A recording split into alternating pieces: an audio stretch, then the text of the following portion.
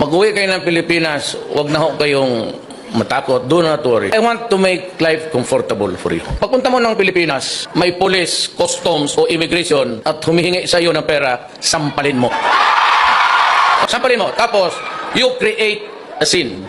Magsigaw ka, magbastusin mo. Tapos malalaman yan, marami namang media niyan. Pwede makukuha nila yan. Tapos radyo pa dito nagkagulo.